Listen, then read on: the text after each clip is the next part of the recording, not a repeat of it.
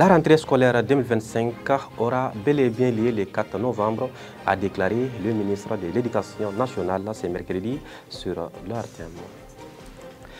L'ancien Premier ministre Moussa Mara a été menacé par quelques individus lors d'un meeting à Paris. Vous aurez la réaction de certains citoyens maliens.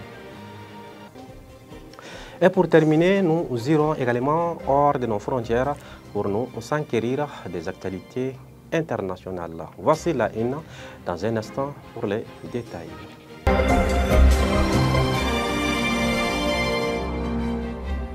Mesdames et messieurs, bonsoir et soyez les bienvenus. Rentrée scolaire prévue le 4 novembre 2024-2025 au Mali. Tout est bien prêt pour maintenir cette date, a déclaré le ministre de l'Éducation nationale, Amadou Sy Savané, ce mercredi sur la télévision nationale. Ensuite. Tout est fin prêt. Les actions fortes auxquelles je faisais allusion ont été menées. Je peux en citer deux rapidement. La libération des écoles occupées, le relogement des sinistrés des inondations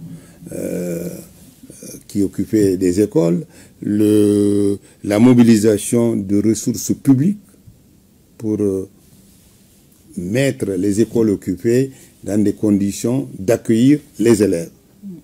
Donc, tout est fin prêt pour que la rentrée scolaire 2024-2025 ait lieu à la date indiquée, c'est-à-dire le 4 novembre 2024.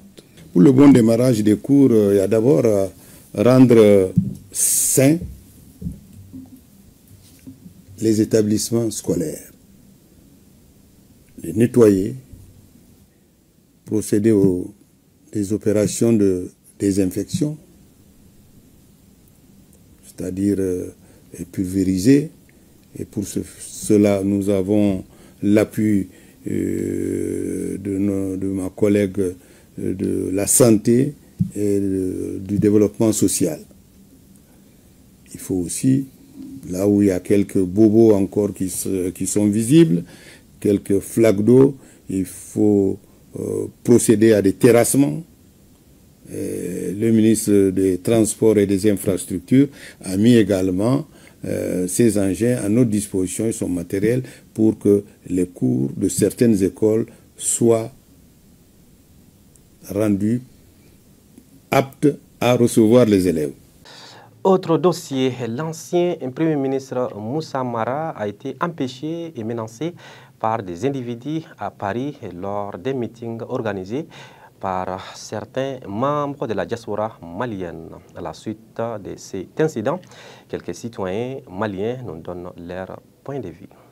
Maratara français atara kuma min foy vraiment amanu me min foy jamana en florom nabi ah aka sabali parce que an kamenya taka de mako ante c'est collable bon au lieu to ou no fait depuis ala ku dago to ou no fait na fin so to ko ina en reflet na lafia c'est ça anya me mina dro nyataka de katanya fait anya modela ala tara kuma meja mun na français anga mo lu suspend jamana be yorom na sisa an be ba don Moussa Mara sera mo ngolo yelema o a sera mo si ngolo yelema donc maintenant be ka ta sera min kan ne ko nga jatela a sera jugu te jamana kono de do de do atara aya ka kilina de ayo de fo na sera ne ka to ka ta sama sa ke bara be kian de ka o nta me yorom na sa ka fo ko ne be a contrôle tere ne ta fe fene mais avec kian de ka ya famo mo ngota ka sama de Moussa Mara tisse mo ma o fan fa dalu babulo